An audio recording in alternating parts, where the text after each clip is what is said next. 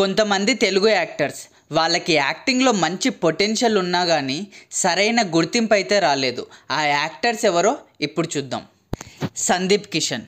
ఈయన ప్రస్థానం మొదటి సినిమాలోనే అదిరిపోయే యాక్టింగ్ అయితే చేశాడు. ఈయన తీసిన సినిమాలు ఫ్లాప్ కావచ్చు కానీ యాక్టర్గా మాత్రం ఈయన ఎప్పుడు బెస్టే ఇస్తాడు. అండ్ ఈయనకి ఒక అదిరిపోయే మూవీ పడితే ఈయన టాలెంట్ ఏంటో తెలుస్తుంది. నెక్స్ట్ నవీన్ చంద్ర.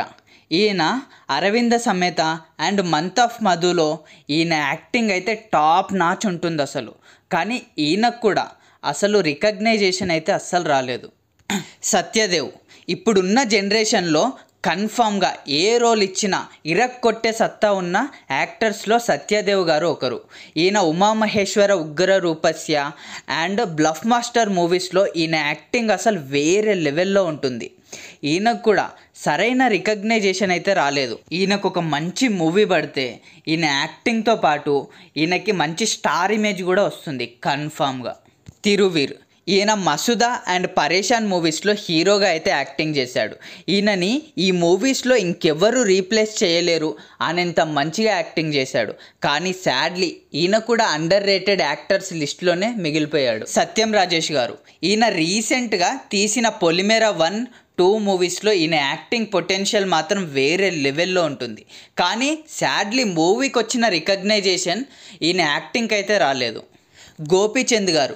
ఈయన గౌతమ్ నంద మూవీలో ఈయన యాక్టింగ్ టాప్ నాచ్ ఉంటుంది అసలు. అలాగే ఈయన విలన్గా చేసిన వర్షం అండ్ నిజం మూవీలో ఈయన యాక్టింగ్ ఇట్లా వేరే లెవెల్లో ఉంటుంది. కానీ ఈయనకు కూడా సాడ్లీ రికగ్నైజేషన్ దొరకాల్సినంత అయితే ఇంకా దక్కలేదు. శ్రీ విష్ణు గారు. ఈయన మంచి వర్సటైల్ యాక్టర్. ఈయనకి మంచి హిట్స్ ఉన్నాయి. బ్రోచేవారెవరు రా, నీది నాది ఒకే కదా అండ్ ఇంకా మంచి మంచి హిట్స్ అయితే పడ్డాయి. కానీ ఈయనకి సాడ్లీ మూవీస్ హిట్ అయినా కానీ రికగ్నైజేషన్ అయితే అంత ఇంకా రాలేదు. కమిడియన్ సత్య గారు. ఈయనకి కామెడీ టైమింగ్లో ఒక మంచి ఈజ్ అయితే ఉంది. కాకపోతే ఈయనకు కూడా కమిడియన్గా రావాల్సినంత రికగ్నైజేషన్ అయితే ఇంకా రాలేదు. వీళ్ళు కొంతమంది తెలుగు యాక్టర్స్ యాక్టింగ్ పొటెన్షియల్ మంచిగా ఉన్నా కానీ రికగ్నైజేషన్ అంత మంచిగా దక్కని వాళ్ళు. And thank you for watching.